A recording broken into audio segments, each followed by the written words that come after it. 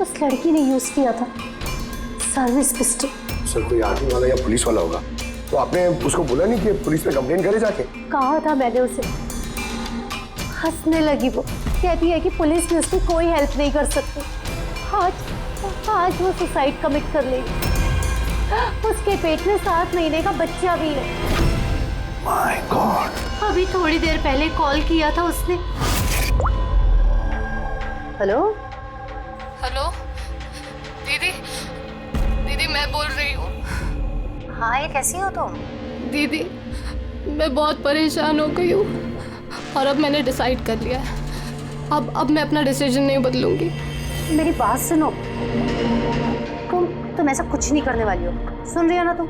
आज मेरी गोद भराई है और आपको पता है थोड़ी देर में सारे रिलेटिव्स बस पकड़कर सतारा वापस चले जाएंगे। मैं इस घर में एकदम अकेली रह जाऊंगी उस जानवर के साथ। तुम ऐसा कुछ नहीं करने वाली हो। मैंने तुमसे पहले भी कहा था ना, प्लीज तुम पुलिस के पास जाओ, पुलिस विल हेल्प यू। दीदी आप जानती है ना मैं पुलिस के पास नहीं जा सकती। तुम अपने होने वाले बच्चे के बारे में सोचो। अरे तुम्हारा बच्चा तुम्हारे पेट में है। उसी के बारे में सोच रही हूँ दीदी। अगर आज मैंने अपना इरादा बदल लिया तो 2 महीने बाद मैं अपने बच्चे को कैसी दुनिया में जन्म दूंगी बताइए। मैं उसे ऐसा बाप नहीं दे सकती।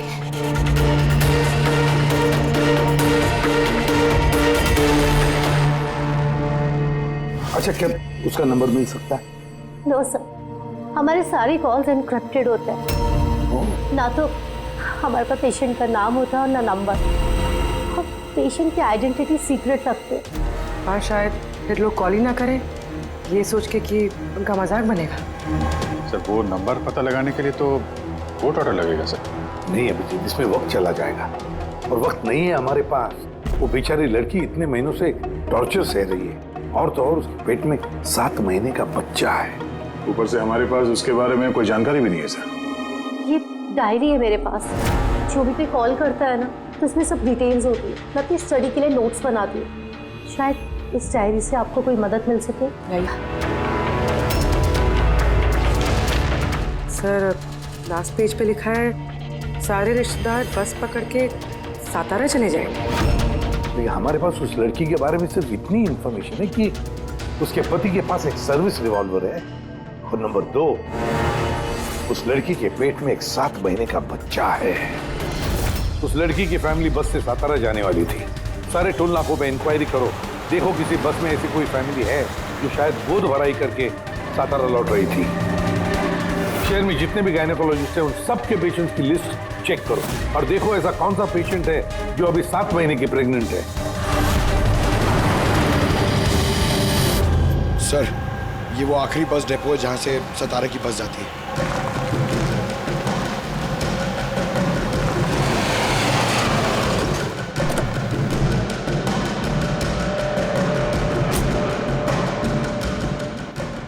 हाँ 1 मिनट है। आज दोपहर को यहाँ इस डिपो से सतारा के लिए एक बस जाने वाली थी ना? एक बस निकलने वाली थी सर, लेकिन 1 घंटा पहले। लेकिन वो इंजन खराब हो गया तो लेट हो गया। वो बस कहाँ पे? ये बस है। ये वाला? हाँ हाँ। ये आप लोग सतारा जा रहे हैं क्या? हाँ क्यों? आप लोग यहाँ कोई गोद भराई सेरेमनी के लिए आए थे? हाँ लेकिन आप लोग कौन हैं? देखो हम लोग सीआईडी से हैं। ये गोद भराई किसकी थी? मेरी कजिन नैना की। लेकिन हुआ क्या है? ये नैना कहाँ रहती है? उसका घर का एड्रेस देना sir. B200 Shanti Niwas Versova. Thank you thank you. आंटे यहाँ पे डिपो में एक फैमिली मिली है। हाँ उसी की फैमिली है। लड़की का नाम नैना है। एड्रेस है B200 शांति निवास वर्सोवा। 200 वर्सोवा? यार गायनाकोलॉजिस्ट ने भी हमें यही एड्रेस दिया है। तुम वहाँ पहुँचो, हम लोग वहीं मिलते हैं। ठीक है हम लोग पहुँचे। ओके वर्सोवा।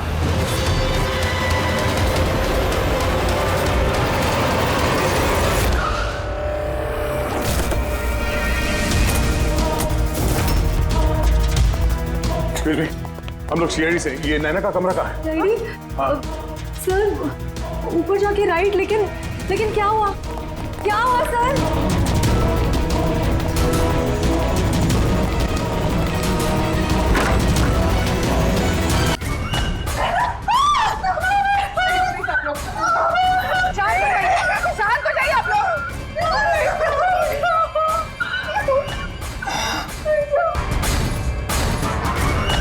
गोली मारी ली इसने। गोली चिन के नीचे से ऊपर की तरफ चली है। सर काफी खून बह चुका है। लगता है बहुत समय हो गया है। चलो, क्या हुआ? नैना, नहीं। ये क्या हुआ नैना को? इंस्पेक्टर अमन, तुम इसे जानती हो? हाँ, हम लोग ट्रेनिंग एकेडमी में साथ में ही थे। क्यों किया ऐसे नैना ने? ये तो अब आप ही बताएंगे। बताओ। इसे टॉर्चर करते थे, मारते थे, हाँ, डराते धमकाते थे, तो क्या एक्सपेक्ट कर रहे थे तुम? क्या करती है? हाँ? अमेंडमेंट ऑफ सुसाइड के लिए अंदर जाओगे तुम? सर ये क्या कह रहे हैं आप लोग? अमन भाई ऐसा नहीं कर सकते। सर आप लोग ये ठीक नहीं कर रहे हैं। सर प्लीज ऐसा मत करिए। कितना मेंटल टॉर्चर हुआ होगा इसे। अपने सर में गोली मारी। इसको बाहर लेके जाओ। और तुम बाहर चलो। नैना सोसाइटी के बाहर चलिए आप प्लीज लोग। ऐसा मत करिए। आप बाहर चलिए, चलिए। बाहर आइए आप। बाहर आइए आप। बाहर चलिए आप लोग। चलिए बाहर चलिए। आखिर वही हुआ जो राधा ने बोला था। गोली मारी ली इसने। बॉडी को फॉरेंसिक लैब भेज देते हैं और एसीपी साहब को इन्फॉर्म कर देते हैं कि नैना को हम लोग बचा नहीं पाए। एक मिनट, वो फोन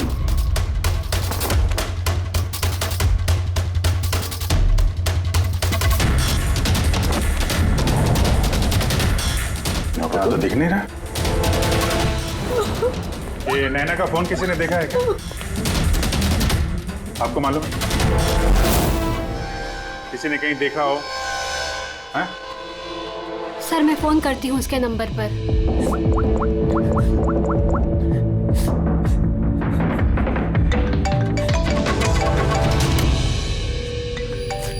यश बेटा इधर आओ।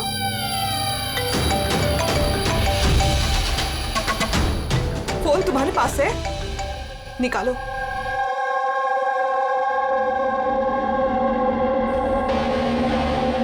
मैंने गेम खेलने के लिए लिया था चाची के कमरे से। कोई बात नहीं बेटा। क्या बेटा ठीक से याद करके बताओ, जब तुमने फोन लेने के लिए यहाँ पर आए थे तो क्या देखा तुमने?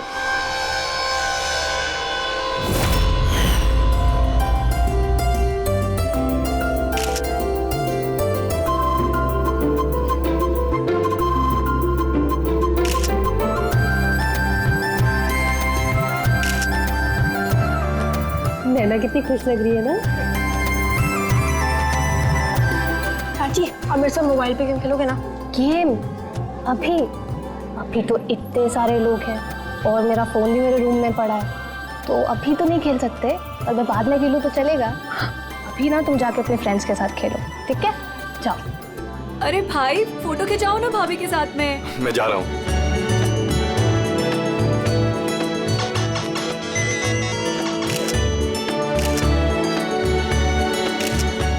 यश बेटा तुम फिर से मोबाइल लेके बैठ गए। मम्मा प्लीज अभी डिस्टर्ब मत करो यार प्लीज। बेटा चाची का फंक्शन है और तुम यहाँ पे बैठ के गेम खेल रहे हो। हाँ बस थोड़ी देर प्लीज। उनको बुरा लगेगा ना। चलो बेटा चलो, फुटबॉल चलो। नो मम्मा बहुत गेम खेल लिए, अब कल तक नो फोन। चाची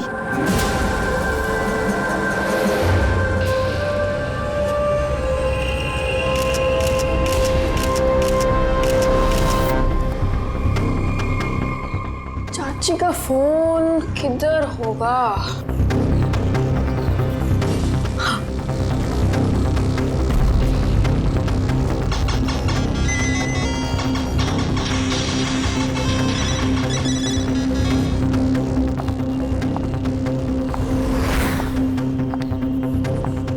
चाची आ गई। लेकिन उसके बाद ये फोन तुम्हें वापस कहाँ से मिला? यहाँ बाहर पड़ा हुआ था। थैंक यू बेटा, आपने हमारी बहुत मदद की।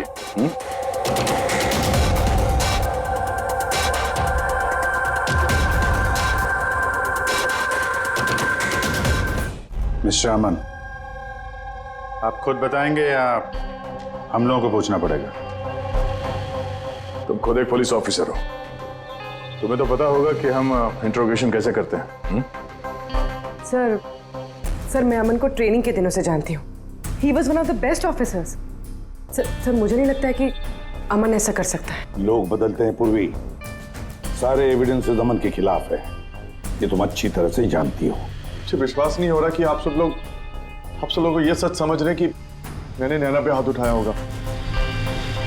बहुत प्यार करता था मैं उससे, मेरे होने वाले बच्चे की माँ बनने वाली थी वो, मतलब मैं उसे कैसे। हाँ तुम, और तुमने उसे टॉर्चर किया और इसलिए वो बेचारी डिप्रेशन में चली गई। गलत फहमी है ये आपकी, कभी डिप्रेशन में नहीं थी, हमेशा हंसती खेलती रहती थी, मुस्कुराती हुई लड़की थी वो। मतलब वो सुसाइड कैसे कर सकती है वो? अरे तो फिर वो मेंटल हेल्थ फाउंडेशन में बार बार फोन क्यों करती थी? पिछले कुछ महीनों में 10 कॉल। मुझे इसका कोई आइडिया नहीं है। कॉल करके हिस्ट्री डिलीट कर देती होगी, इसलिए तुम्हें पता नहीं चला। सर भाई ऐसा नहीं कर सकते, वो तो नैना से बहुत प्यार करते थे और नैना तो खुश रहती थी। अगर नैना तुमसे खुश थी तो उसने हेल्पलाइन में फोन करके ये क्यों बोला कि तुम उसे टॉर्चर करते हो, उसे मारते हो, उसे धक्का देते हो? क्यों अमन? जवाब दो। पूर्वी जवाब होगा तो देगा ना ये। इसकी टॉर्चर की वजह से वो बेचारी डिप्रेशन में चली गई और फिर सुसाइड कर लिया उसने। डिप्रेशन में अक्सर इंसान अपने दिल की बातें किसी से शेयर नहीं करते। हो सकता है इसी वजह से नैना कितनी तकलीफ में थी ये किसी को पता ही नहीं चला। फिर भी एटलीस्ट तुम तो मेरा यकीन करो, यू नो मी वेल, नैना कभी सुसाइड नहीं करेगी, कभी सुसाइड नहीं करेगी। ले जाओ इसे। चलो। आप मेरी बात क्यों नहीं सुन रहे? नैना कभी सुसाइड नहीं कर सकती। चलो सर मेरी बात सुनिए सर, नैना ने सुसाइड नहीं किया है। सर मेरी बात सुनिए एक बार सर, सर एक बार।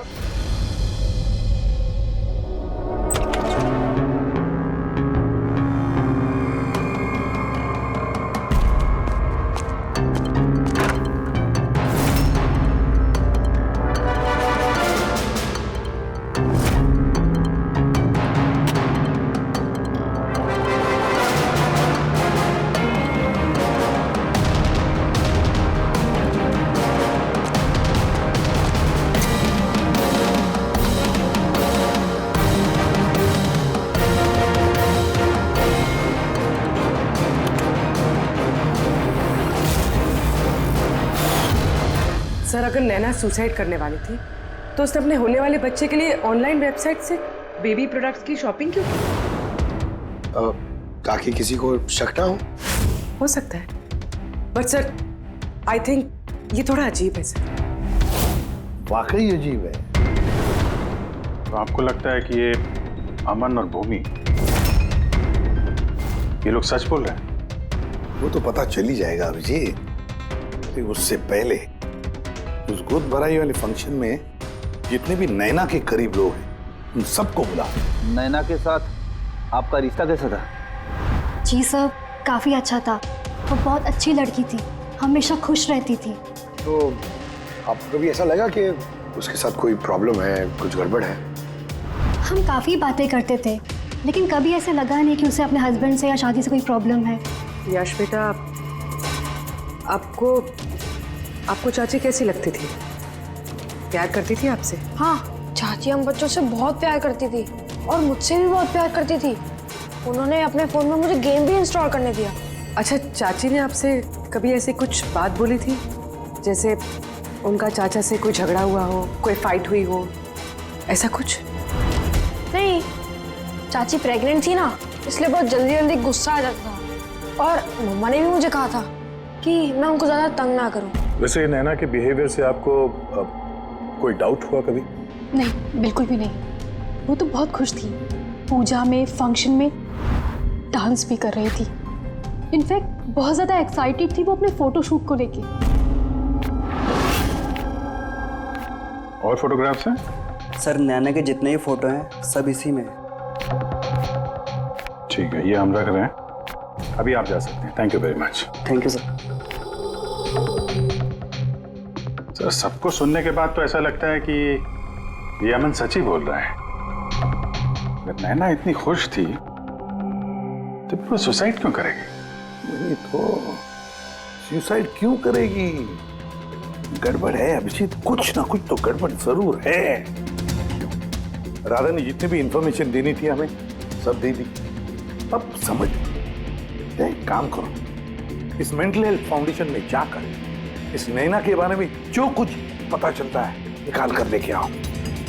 वहां के ऑपरेटर से भी बात करो, कुरेद कर इंफॉर्मेशन निकालो। शायद कुछ ऐसी बात वो जानती हो नैना के बारे में जो हमारे फायदे की है।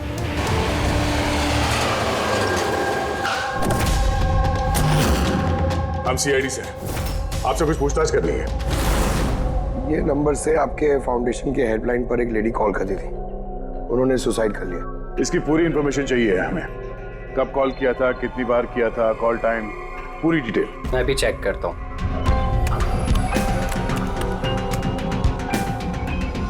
यस सर, इसने काफ़ी कॉल किए थे पिछले 5 महीनों में 10 बार। ये इनसे बात कौन कौन करता था? एक्चुअली सर इनके सारे कॉल्स राधा जी हैंडल करती थी, वो यहाँ पे वॉलेंटियर। जब इनका फर्स्ट टाइम कॉल आया था तब भी राधा जी की शिफ्ट थी, और उसके बाद ये जब भी कॉल करते थे तब यही बोलते थे कि इन्हें राधा जी से ही बात करना है। इस कॉलर के बारे में कुछ याद है? कोई खास बात, कुछ अजीब हुआ हो? उस कॉलर के बारे में सर, हाँ सर, एक बार हुआ था सर। ये देखिए सर, एक ही दिन में 2 बार कॉल आए थे सर। तो इसमें अजीब क्या? मुझे याद है सर, जब पहला कॉल आया था।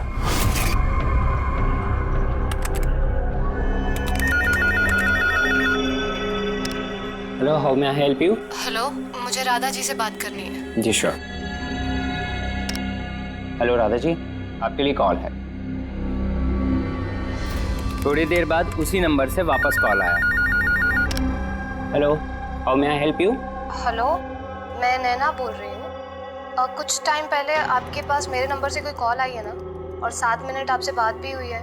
आप प्लीज़ मुझे बताएंगे आप कहाँ से बात कर रहे हैं? मैम, ये मेंटल हेल्थ फाउंडेशन का हेल्पलाइन नंबर है। हम लोग उन लोगों की काउंसलिंग करते हैं जो डिप्रेशन में आके सुसाइड अटेम्प्ट करने की कोशिश करते हैं। व्हाट?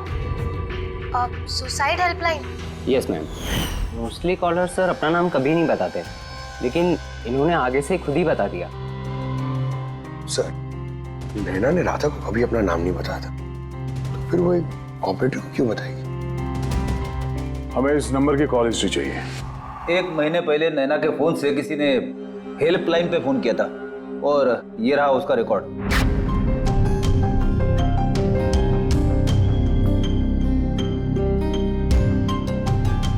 10 तारीख को तो सेकंड सैटरडे था। तो क्या हुआ? क्योंकि सेकंड और 4th सैटरडे ये घर पे हाउस ही खेला करते थे। मतलब उनमें से कोई? ये 2 कॉल्स तो दोपहर के दिखा रहे हैं। हाँ, उसकी सारी फ्रेंड्स दोपहर में आते थे। कितने फ्रेंड्स? यही कोई 8-10। तो क्या तुम नैना की इन सारी फ्रेंड्स को जानते हो? सबको तो नहीं, पर काफियों को जानता हूँ। मेरी बहन भूमि भी आती थी। भूमि, एक बात बताओ, पिछले महीने जब तुम नैना के घर गई थी हाउस खेलने के लिए, तब ऐसा कुछ हुआ वहां पर? मेरा मतलब है कोई अजीब सी घटना, या फिर आपस में, या फिर गेम में, कुछ भी? नहीं सर, ऐसा तो कुछ भी नहीं हुआ। हम हमेशा जैसे खेलते थे वैसे ही खेल रहे थे।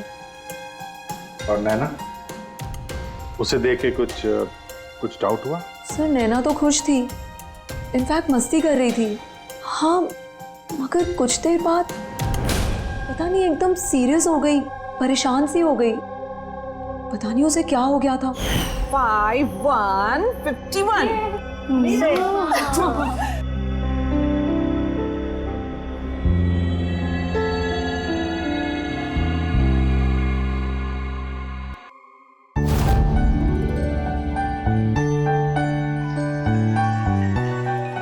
लगता है इसका जो होने वाला बेबी है ना, बहुत लकी है वो। हाँ यार, वरना पहले कभी नैना इतना जीतती नहीं थी। ओहो, लगता है कोई जेलस हो रहा है। अरे नैना, भाई को फोन कर लो ना, रात को डिनर का ऑर्डर करने के लिए रिमाइंड कराना है। फोन कहाँ है मेरा? अरे एक काम करो, लो अभी मेरे फोन से बात कर लो। हेलो, हाँ वो शाम को ना प्लीज़ खाना ऑर्डर कर देना। नहीं, बस यही याद दिलाना था। ये लो, पर मेरा फ़ोन कहाँ है यार, मुझे समझ नहीं आ रही, यहीं रखा था। नैना, वो रहा तुम्हारा फ़ोन वहाँ टेबल पर। वहाँ किसने रखा? मैंने तो फोन वहाँ रखा ही नहीं। रखा होगा ना? नहीं यार, मुझे याद है मैंने नहीं रखा।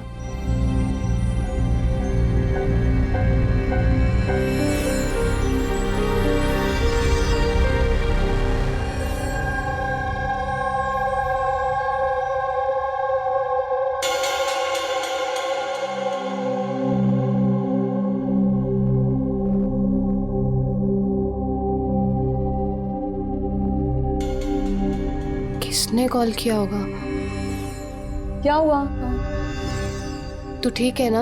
हाँ, क्यों? जानवी, तुम्हें कोई टेंशन तो नहीं है ना? नहीं, कोई प्रॉब्लम नहीं है। क्यों? तो तुम लोगों को अगर कोई भी प्रॉब्लम है ना तो प्लीज मुझे बताना। कौन सी प्रॉब्लम? क्या बोल रही हो तुम? तुम्हें क्या हो गया है अचानक? अरे कुछ नहीं, प्रेगनेंसी में ऐसे मूड स्विंग्स होते रहते हैं, ये नेचुरल बात है। चलो हम सब लोग गेम कंटिन्यू करते हैं। सर, नैना भूमि के फोन से अमन से बात करी थी दोपहर 1:03 से लेकर 1:04 तक। 1:04 तक? ये सुसाइड हेल्पलाइन पे जो पहला फोन गया था 7 मिनट वाला सर, ये 12:57 से 1:04 तक चला है, और दूसरा 1:20 से 1:21 तक। मतलब अभिजीत, वो 7 मिनट वाला कॉल नैना ने नहीं किया था, क्योंकि उस वक्त नैना अमन से बात कर रही थी भूमि के सेल फोन पर। Exactly.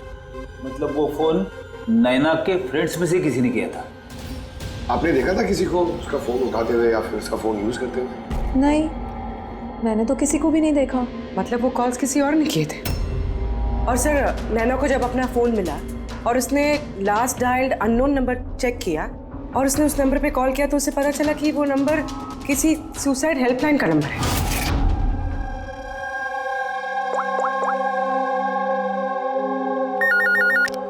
Hello, how may I help you? Hello, मैं नैना बोल रही हूँ। कुछ टाइम पहले आपके पास मेरे नंबर से कोई कॉल आई है ना, और 7 मिनट आपसे बात भी हुई है। आप प्लीज़ मुझे बताएंगे आप कहाँ से बात कर रहे हैं? मैम, ये मेंटल हेल्थ फाउंडेशन का हेल्पलाइन नंबर है। हम लोग उन लोगों की काउंसलिंग करते हैं जो डिप्रेशन में आके सुसाइड अटेम्प्ट करने की कोशिश करते हैं। व्हाट? Suicide helpline? ये जानकर वो परेशान हो गई और सोच में पड़ गई कि सुसाइड कौन करना चाहता है। सर, अगर ये फोन कॉल नैना ने नहीं किया है तो इससे पहले जितने फोन कॉल्स किए गए हैं हो सकता है वो भी नैना ने नहीं, किसी और ने किया। भूमि, तुम हाउसी खेलते वक्त डायरी रखते हो ना? मेरा मतलब है स्कोर रखते हो ना हर प्लेयर का? बस वो डायरी हमें चाहिए। Okay sir. ये हर सेशन में ये 4 नाम है सर जो हमेशा मौजूद होते थे। भूमि, पारुल, जानवी और शीतल।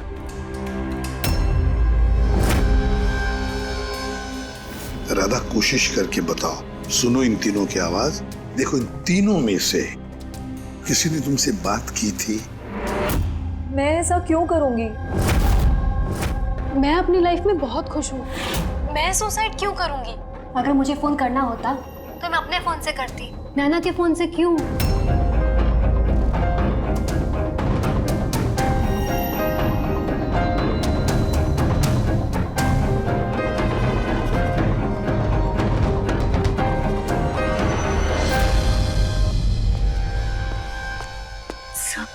सर, इन तीनों में से कोई आवाज नहीं है। सर, हाँ, ये तीनों तो साफ मना कर रहे हैं, बस एक शीतल बची है।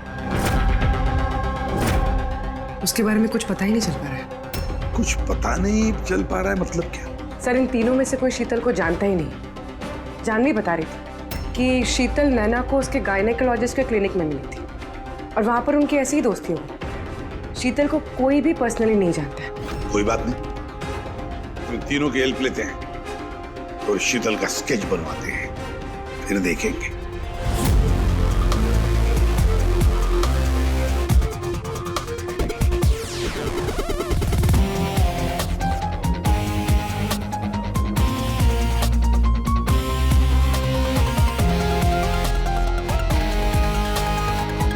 शीतल नैना से इसी गायनेकोलॉजिस्ट के क्लिनिक पे मिली थी। डॉक्टर मीना, जरा स्केच को ध्यान से देखिए। क्या ये लड़की आपके यहाँ इलाज कराने के लिए आती थी? I don't think so. मुझे तो ऐसा कुछ याद नहीं आ रहा कि ऐसी कोई लेडी मेरे पास कभी आई भी थी। है कौन ये? इसका नाम शीतल है। हम समझ सकते हैं कि आपके यहाँ इतने सारे पेशेंट्स आते हैं तो सारे पेशेंट्स का नाम याद रखना तो मुश्किल ही है। राइट, बट मैं अपने हर पेशेंट को पर्सनली जानती हूँ एंड आई एम श्योर कि शीतल नाम की कोई भी पेशेंट मेरी कभी थी नहीं। ये जो सीसीटीवी कैमरा लगा है आपके क्लिनिक में, इसकी फुटेज मिल सकती है हमें? I don't think so because उसका स्टोरेज फुल हो गया था, इसलिए हमें वो डिलीट करना पड़ा। Okay, anyways thank you.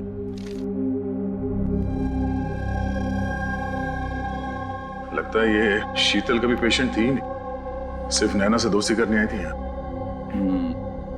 यही प्लान था उसका कि नैना से दोस्ती करके उसके घर में घुसने का। प्रोफेशनल फ्रॉड लगती है, रोकना पड़ेगा उसे। तुमने इसे देखा है? ये तो शीतल है, नैना की फ्रेंड। ये अक्सर घर पे आती थी। नैना और शीतल की दोस्ती कब और कैसे हुई, कुछ मालूम है तुम्हें? नहीं, मैं नहीं जानता, पर क्या फर्क पड़ता है? जब मेरी नैना नहीं रही तो इन सब का। ये क्या पागलपन है हा? जरा सोचो, अगर तुम निर्दोष हो तो इसका मतलब है कि कोई तो तुम्हें फंसाने की कोशिश कर रहा है। तुम्हें नैना की मौत का जिम्मेदार ठहरा कर उसे फायदा होने वाला, इसीलिए वो तुम्हें फंसा रहा है हा? कौन हो सकता है जिसे तुम्हारे और नैना के लिए नफरत है? मैं नहीं जानता। तो फिर भूमि कहीं प्रॉपर्टी के चक्कर में उसने तो नहीं? नहीं, भूमि ऐसा कभी नहीं कर सकती, क्योंकि वो तो नैना से बहुत प्यार करती थी। तो कोई प्रोफेशनल राइवलरी? एक पुलिस वाले के तो हर जगह दुश्मन होते हैं।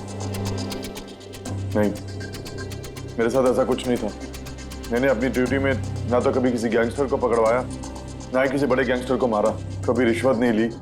पूरे करियर में बस एक बार गोली चली मुझसे। किस पर गोली चलाई थी तुमने? छोटा मोटा फ्रॉडस्टर था विशेष, उसे अरेस्ट करने गए थे तो बस वहीं गोली चल गई।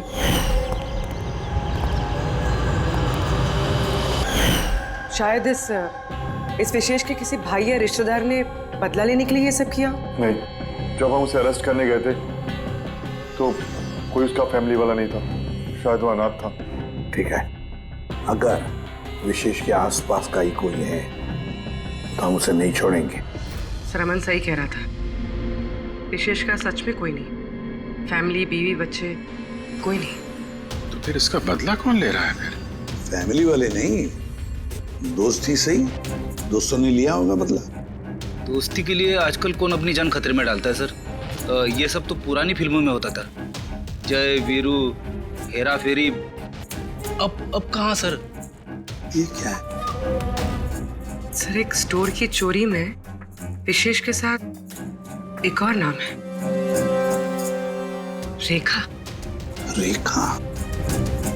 दोनों ने मिलकर बहुत सारी चोरियां की है, तो फोटोग्राफ्स क्यों नहीं? ये लोग भेस बदल के चोरी किया करते थे सर, शायद इसलिए। और जब विशेष मर गया तो ये जोड़ी टूट गई होगी और रेखा अकेली पड़ गई होगी। रेखा? पता है मुझे ये रेखा कौन है? सर, हमारे खबरी ने रेखा का यही एड्रेस बताया।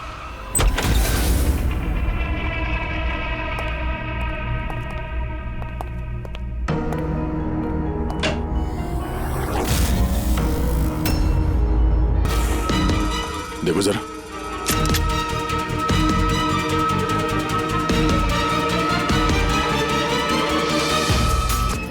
मर चुकी है। शीतल? हमारा शक सही था, शीतल ही रेखा है। मगर सर, हम लोग को तो लग रहा था कि ये सब शीतल ने किया है। पंकज कोई और ही है सबके पीछे। उसे पता चल गया था कि हम शीतल तक किसी भी हाल में पहुंच जाएंगे। अरे का, इसके गर्दन पे यहाँ पीछे की तरफ घाव है, इस तरफ घाव है, इसका मतलब खूनी कहीं इसके पीछे की तरफ खड़ा हो। देखो, यहाँ पर घाव है चाकू का, तो खूनी पीछे की तरफ खड़ा हो सकता है, तभी बाहर ऐसा हो सकता है। राइट? हाँ सर, और मुझे लगता है शायद ये खूनी को जानती थी, क्योंकि इस घाव के अलावा शरीर पे और कोई भी हाथापाई या कोई स्ट्रगल के निशान नहीं है। राइट, हो सकता है जानती, लेकिन एक बात पक्की है, ये खूनी को जानती थी या नहीं जानती थी, लेकिन ये बात पक्की है कि खूनी इसके पीछे बहुत करीब खड़ा था। देखो, जितनी ताकत के साथ ये इस्तेमाल किया गया चाकू, ये बहुत करीब खड़ा होगा तो जोर से मारेगा।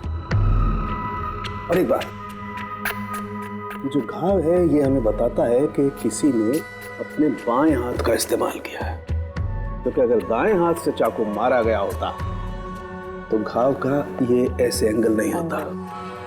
ये बाएं हाथ का इस्तेमाल किया गया है। राइट, तो इसका मतलब ये खूनी डेफिनेटली एक लेफ्ट हैंडेड है। बिल्कुल, ये खूनी लेफ्टी है।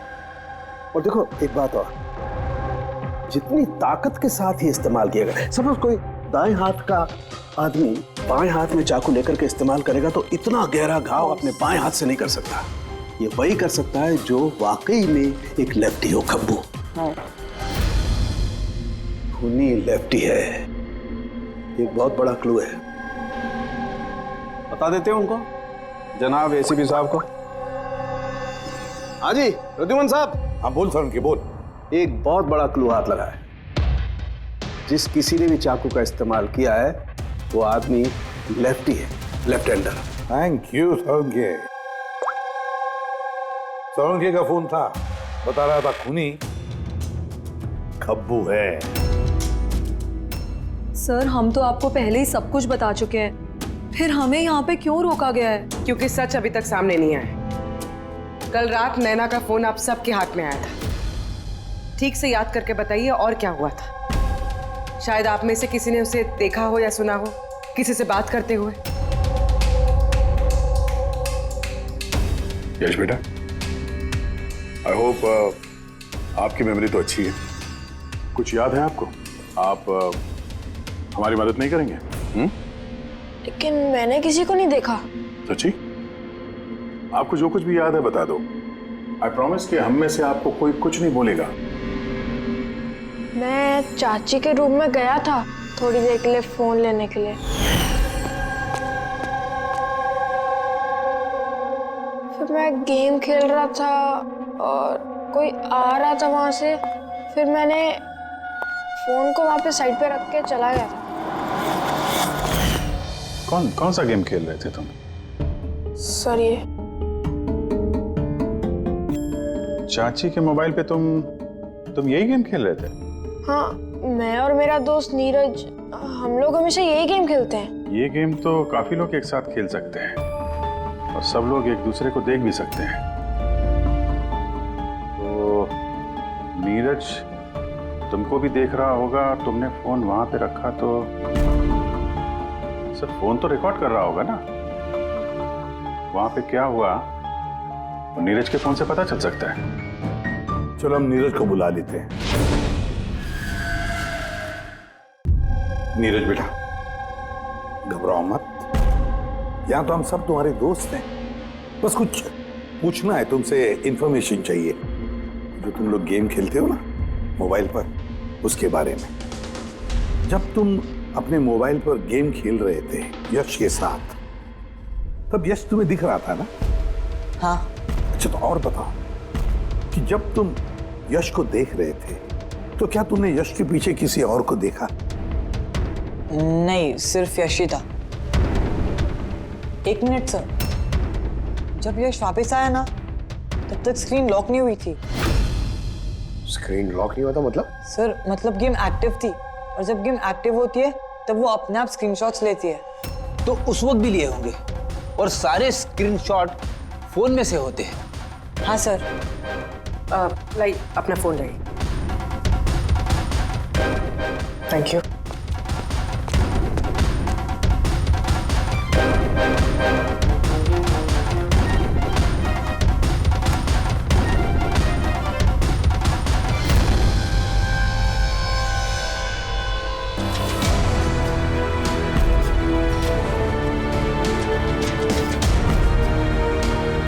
ये कौन?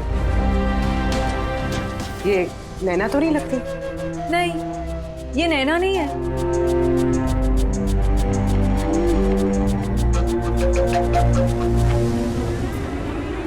एक मिनट पर जस्ट जूम करना इसमें।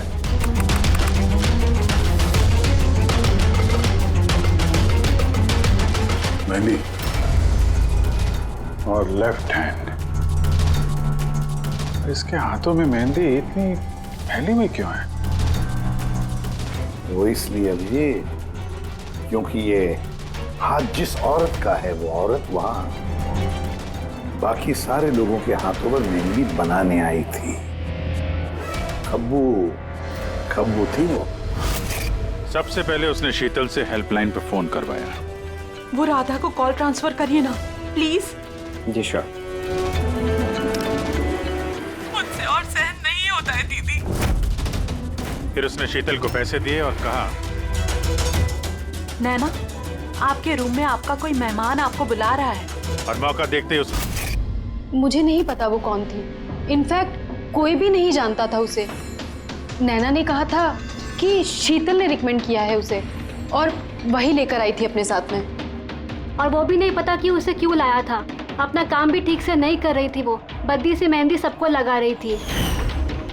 देखना चांदी कैसे मेहंदी लगा रही है। ये बराबर से लगा भी नहीं रही है। आपको मेहंदी लगाने नहीं आती क्या? ऐसा लग रहा है किसी ने बना के मिटा दिया। वो मेहंदी इतना खराब लगा रही थी तो शीतल ने उसे क्यों भेजा? किसी को भी शक होगा। कौन हो सकती है? मुझे पता है सर, वो हमारी आंखों के सामने थी।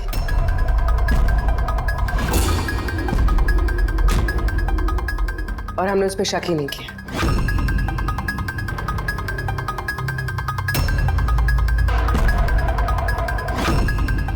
आप आगे आइए।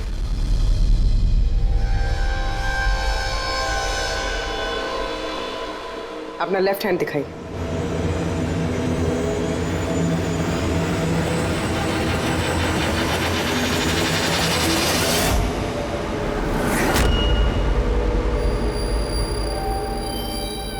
ये देखिए सर।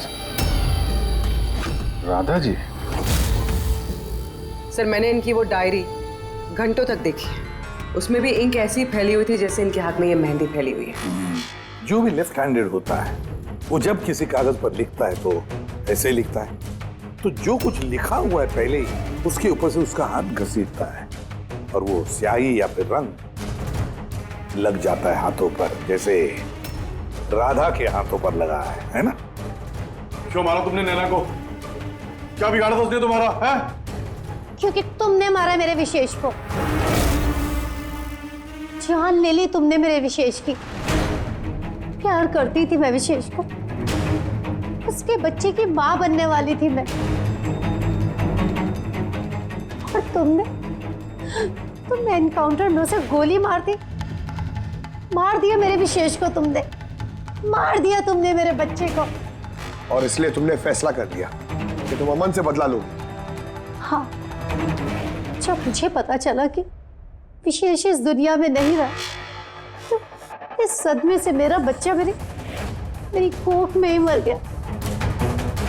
सिर्फ किसकी वजह से?